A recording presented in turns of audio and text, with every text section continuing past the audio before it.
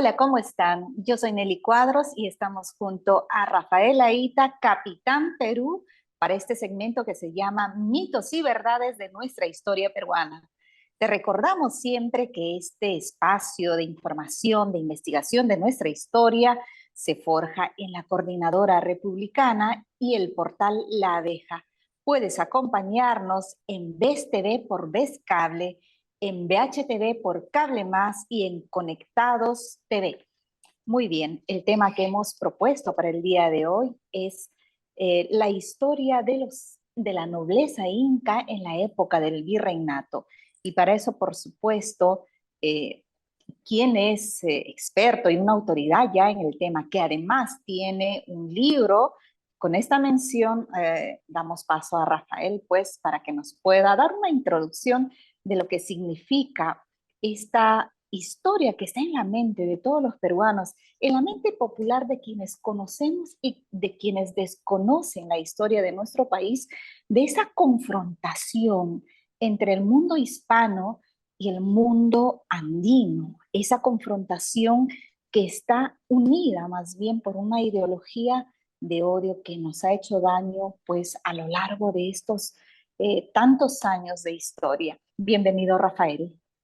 Muchas gracias, así es, precisamente tal como dices, esta es una parte de nuestra historia andina que ha sido olvidada, ha sido dejada de lado y gran parte de nosotros la ignora injustamente porque es una parte esencial que coloca a la nobleza inca en el centro de lo que fue la historia virreinal durante 300 años.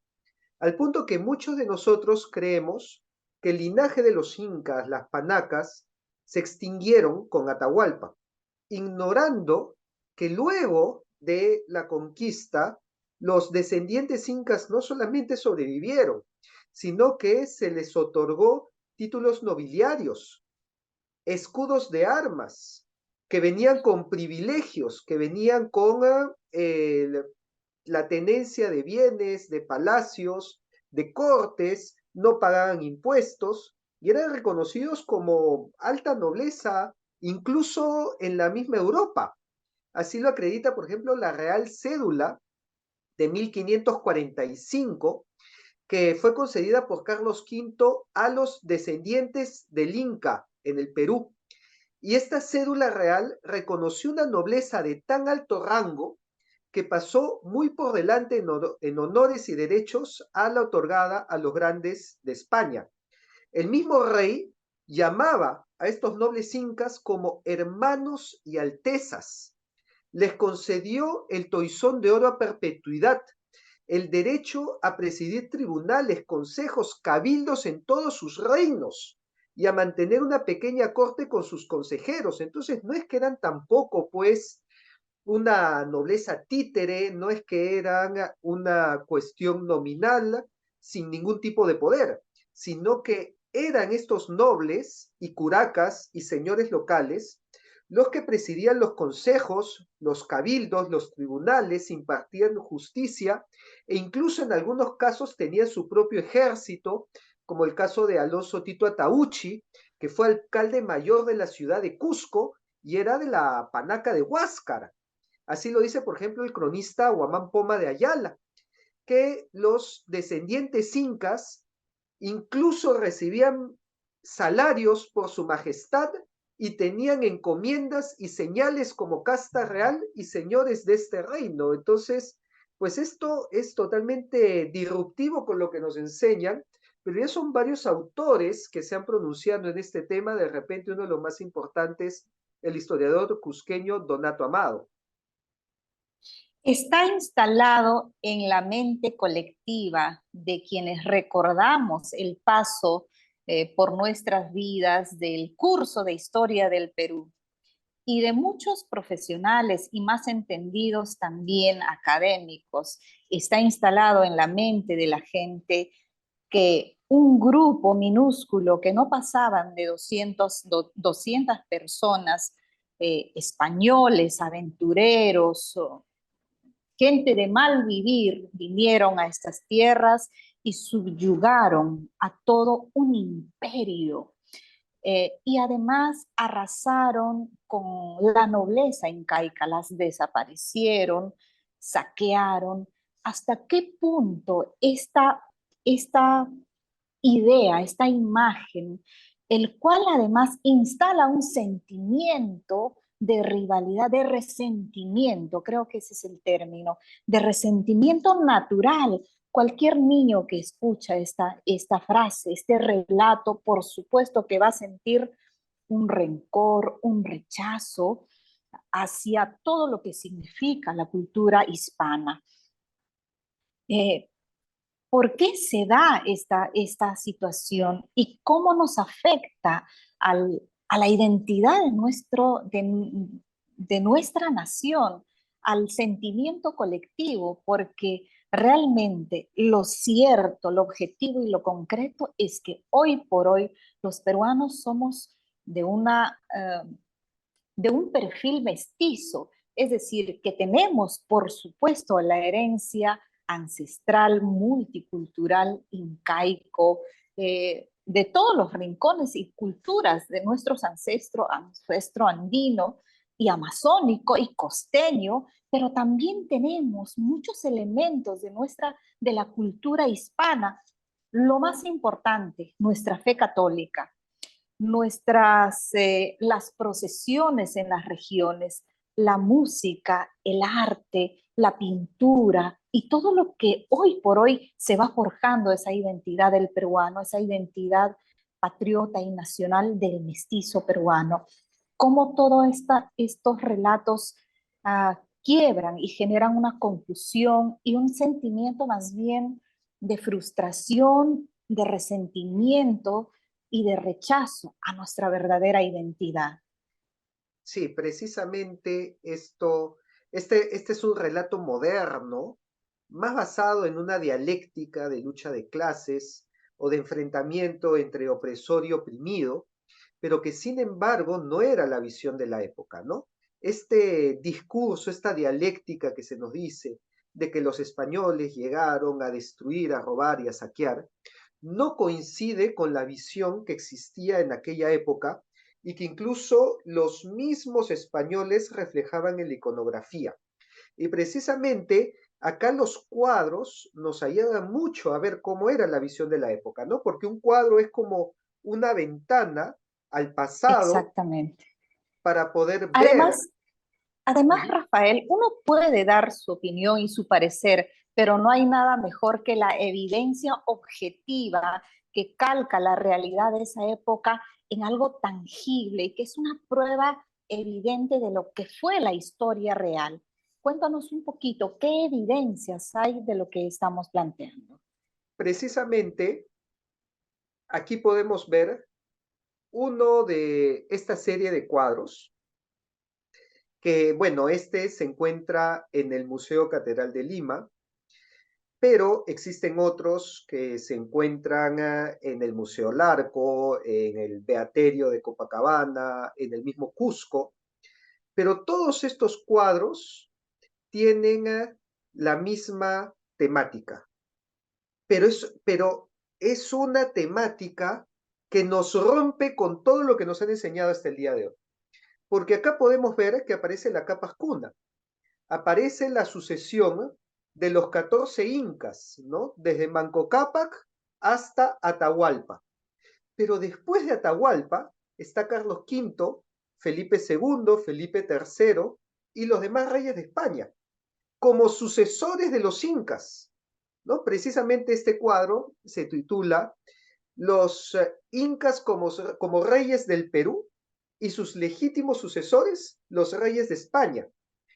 Y es que se mostraba en la época virreinal que los reyes de España eran los sucesores de los incas.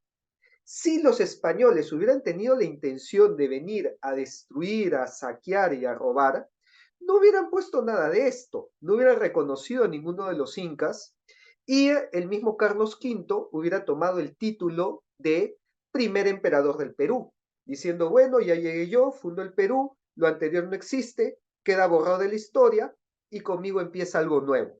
Pero no fue así. Carlos V tomó el título de 15º emperador del Perú, reconociendo a los 14 incas antes de él como legítimos antecesores y que él más bien continuaba su tradición imperial. Y es por eso que los descendientes incas eran reconocidos como nobles dentro del virreinato del Perú, como los descendientes de estos reyes que habían sido antecesores de los reyes de España. Y estos nobles también se mandaban a retratar, también los vemos en distintos cuadros, en distinta iconografía. Aquí, por ejemplo, podemos ver a uno de ellos. Aquí vemos a Alonso Chihuantopa Inca. Y lo que vemos en este cuadro, que se encuentra en el Museo Inca de Cusco, es a un noble inca, ataviado como inca, ¿no? Tiene el uncu, tiene la mascaipacha sobre la sien, esta corona del inca, pero al mismo tiempo, en su mano izquierda, tiene un escudo de armas, otorgado por la corona española, porque los incas no tenían escudo de armas, los escudos de armas son propios de Europa, pero lucía, ¿no? Su escudo de armas acreditándolo como noble en la mano izquierda y en la mano derecha una cruz, porque era orgulloso católico. Además, estos nobles incas que vivieron durante el virreinato y que ahí vemos en la iconografía pues que no tienen ninguna pinta ni de haber estado oprimidos ni de esclavizados, sino eran orgullosos señores y se mandaban a pintar así, fueron los que fundaron las primeras parroquias en el Cusco. Uno podría pensar, ¿no? Que lo que también tanto nos dicen, que las iglesias fueron construidas por españoles o fueron construidas por curas y que vinieron y nos impusieron su fe, la fe católica a sangre y fuego, como tanto se dice, pero las primeras parroquias de Cusco fueron construidas por descendientes incas. La primera de ellas, la parroquia de la Virgen de Guadalupe, fue construida por Pauyu Inca, que era el hijo de Huayna Cápac. Y su hijo de Pauyu Inca, Carlos Inca, fue quien construye la parroquia de la Virgen de Guadalupe también. Entonces, ellos fueron más bien los primeros en convertirse y de impulsar la fe, y por eso los vemos retratados con una cruz en la mano derecha. Aquí vemos otro ejemplo.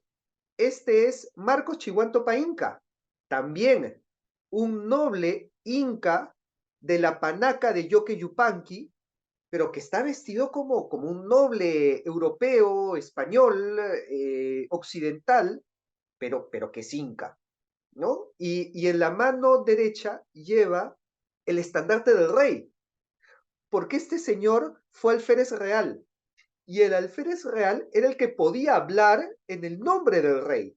Es por eso que él tenía su propio ejército, no podía ser juzgado, él impartía justicia, él presidía tribunales, básicamente era intocable y su palabra era ley en todos los reinos de España. O sea, si iba a España, si iba a Nuevo México, a Nueva España, a México, iba a ser exactamente igual. Y de hecho, algunos de estos descendientes incas llegaron a viajar a España y desempeñaron su vida de noble, continuándola en España como cualquiera del abolengo europeo.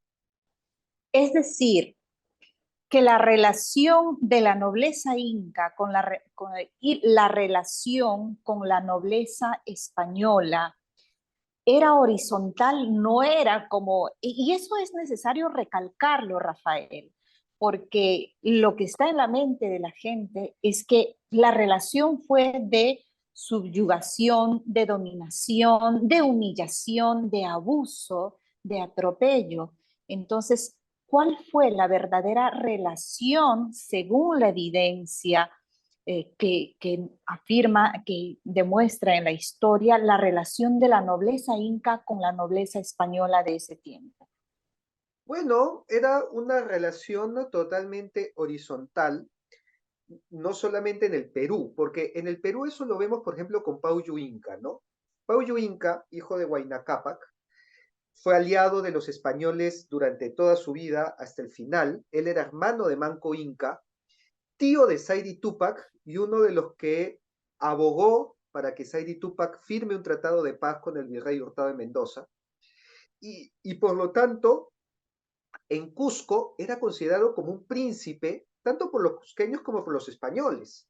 Cuentan las crónicas que él, siendo católico, era llevado a misa en una litera, tal como se le llevaba a los incas en su época, y cuando pasaba por las calles de Cusco, todos los cusqueños inclinaban la cabeza y los españoles se quitaban el sombrero, porque le reconocían como un noble príncipe incaico. Lo mismo sucedió con los incas que viajaron a la península, porque muchos de ellos también tenemos ejemplos que vivieron en España. Tal vez el ejemplo más conocido es el Inca Garcilaso de la Vega, padre de la literatura hispanoamericana. Sin embargo, otros casos menos conocidos son el de Melchor Carlos Inca, uno de los descendientes de Paullu Inca, que en España se le otorga el grado más alto que podía llegar un militar, que era un caballero de la Orden de Santiago. Otro ejemplo fue el de Juan Enríquez de Borja Loyola Inca, también descendiente de Inca, que su apellido se unió con las casas nobles más importantes de España, con la casa de Loyola y con la casa de Borja. Y en España él se casa en primeras nupcias con la hija del virrey de Granada, en segundas nupcias con la hija del virrey de Cataluña, y a su matrimonio va el rey de la época, va Felipe V, porque lo consideraba como un pariente más, ¿no? Entonces tenías ahí al rey yendo al matrimonio de un descendiente inca en la misma España. Tenemos incas que han peleado en España a favor de la península, ¿no? Y que han comandado ejércitos o batallones en España.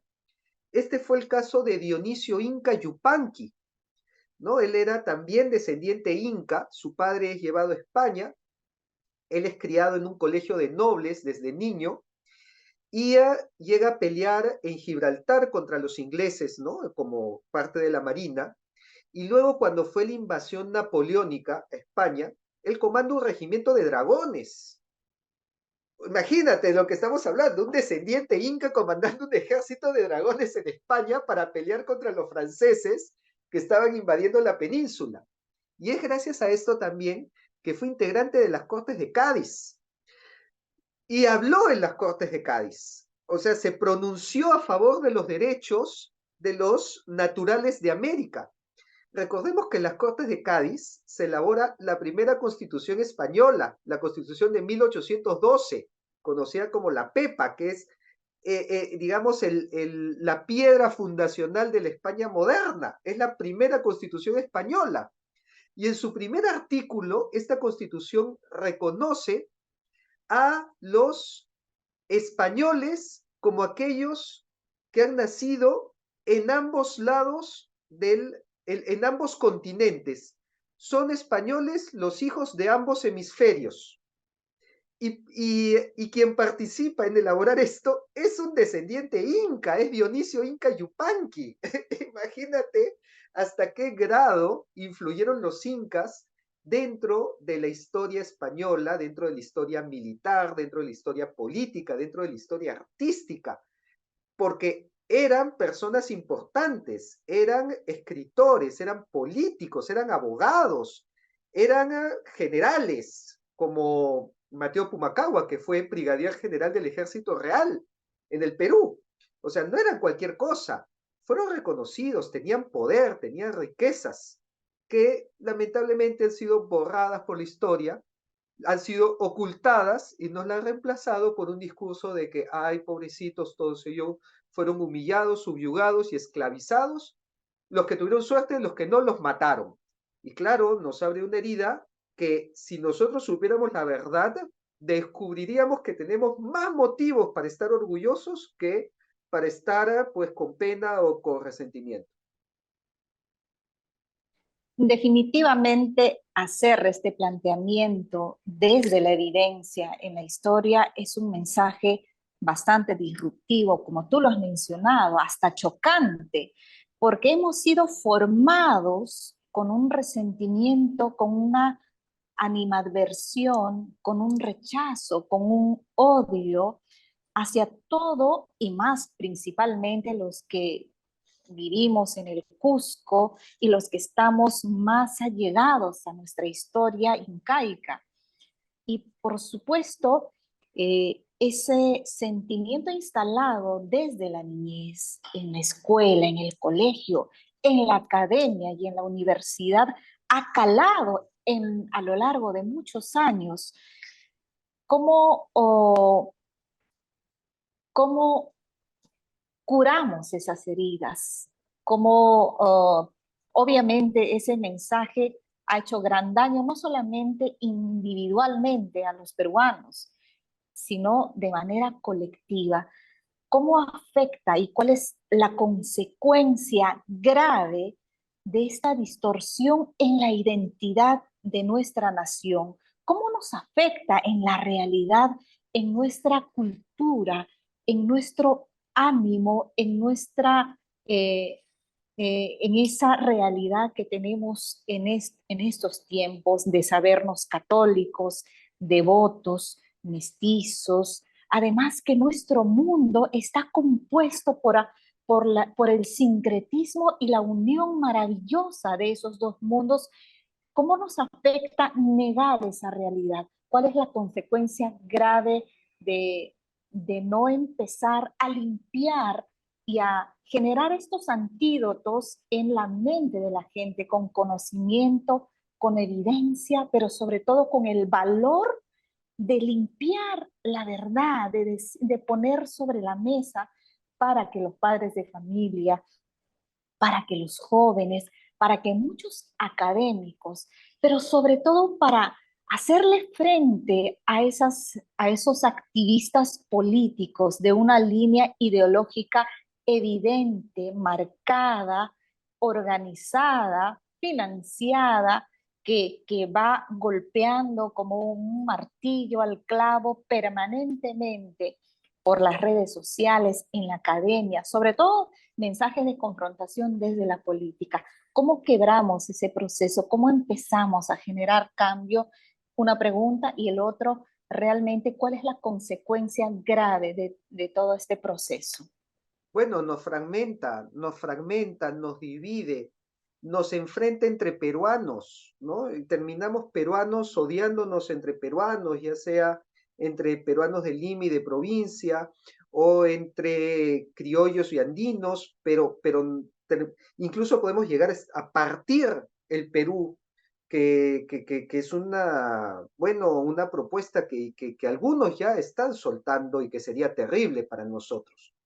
Y lo que tenemos que hacer ahí es conocer la verdad. Tenemos pues que formarnos, tenemos que estudiar. Tenemos libros buenísimos, importantísimos, que nos muestran esta historia, como el libro de Donato Amado, El estandarte real y la Mascaipacha, que nos muestra toda esta historia de los alférez reales durante el virreinato. Tenemos nuestros museos, podemos ir a los museos y encontrar Tenemos que los cuadros. despertar, creo que sería el término, Rafael, despertar, tomar conciencia y Así dar el es, paso de conocer la verdad. Ninguna verdad es, digamos, toda verdad siempre tiene espinas, pero tiene que ser lo que prevalece, la verdad, porque en un mundo de mentiras siempre estamos condenados a la ignorancia, a la involución y por supuesto solo la verdad nos hará libres. Y creo que eso es importante, quebrar ese proceso tomando conciencia y empezando, por supuesto, a investigar. por supuesto que sí, y también sabemos que nosotros le ponemos la información al público y por eso tenemos nuestras redes sociales. En mi canal de YouTube y de Facebook de Capitán Perú van a encontrar un montón de videos sobre estos temas, sobre los descendientes incas, que incluso están vivos hasta el día de hoy y los pueden encontrar en estas entrevistas. Y también en los canales de la Coordinadora Republicana, pues que nos vas a decir a continuación. Muy bien, Rafael. Realmente, cuán importante es fomentar estos espacios de reflexión, de análisis, de invitarle a la gente a que también es necesario, es un ejercicio cívico y patriótico que hagamos nuestra propia tarea para nuestra familia, para nuestros hijos, como padres, como ciudadanos. Es una forma de servir a nuestra patria el conocer nuestra historia, pero el conocer nuestra historia con rigurosidad, con responsabilidad y con el amor que nos motiva este suelo que pisamos, este suelo llamado Perú, que es nuestra patria, y hacer ese despertar de conciencia en estos tiempos, porque si no lo hacemos, por supuesto, la oleada ideológica, que es un monstruo que ya se va destapando cada vez más desde varios ángulos, desde la historia, la política, la academia, la ideología de género, y todo esto que se llama este conglomerado de ideología que es también parte de la batalla cultural, nos va a ganar. Y como peruanos, nosotros estamos a favor de un bando. Y ese bando, entre comillas, es nuestra patria, es nuestra nacionalidad, es nuestra identidad, nuestra cultura. Y lo que tenemos que, el gran reto y el gran desafío de los peruanos en estos tiempos es lograr esa unidad, porque un país quebrado, dividido, confrontado, es por supuesto eh, territorio para quienes quieren ejercer la política desde la ideología, desde esa ideología que ya está bastante desgastada, que es la ideología de la confrontación, de la lucha de clases, del permanente, de la permanente confrontación. Muy bien, Rafael, danos tu palabra final respecto del tema e invita a los papás, a los jóvenes. Tienes un libro también que nos puedes compartir el título para que la gente pueda un poquito motivarse también a conocer nuestra historia y romper los mitos y verdades de nuestra historia peruana. Así es, por supuesto que sí, lo pueden, toda esta información con fuentes y sustento la pueden encontrar en mi libro de Los Incas del Virreinato, o también pueden visitar mis redes sociales de Capitán Perú en Facebook, en YouTube, en Instagram, donde van a encontrar una serie de entrevistas a historiadores, a los descendientes incas que están vivos hasta el día de hoy y que estoy seguro que nos va a ayudar a quitarnos muchos prejuicios y odios que nos han insertado tantos malos elementos. Yo siempre he dicho que nuestra cultura andina es maravillosa, es tan grandiosa, es realmente incomparable. Todo ese elemento indígena, andino, amazónico, originario, es por supuesto motivo de orgullo y de reivindicación, pero una reivindicación que tiene que estar alineado, motivado por la unión, por la contribución, por el deseo de generar esa patria de reconocimiento de nuestra realidad y de proyectarnos hacia un futuro, por supuesto, que nos ayude a ser mejor como país, no un indigenismo que nos genere división y odio, que eso sí no nos llevará a ningún lugar positivo, a ningún resultado positivo. Entonces, los invitamos a que conozcan nuestra historia. Ya Rafael, el Capitán Perú, nos ha dado las señales de sus redes sociales, su libro también, que lo pueden buscar, está al alcance de todos, y eso será la mejor contribución a nuestra patria. Ese será un acto cívico grandioso que estoy segura pues fortalecerá más nuestra cultura, nuestra identidad, nuestro patriotismo y por supuesto nuestra nación. Muchísimas gracias por habernos acompañado el día de hoy. Yo soy Nelly Cuadros y hemos estado con Rafael Aita, Capitán Perú. Puedes acompañarnos en las redes sociales de la Coordinadora Republicana, el portal La Abeja. Estamos en VES TV por VES Cable, en VHTV por Cable Más y en Conectados TV.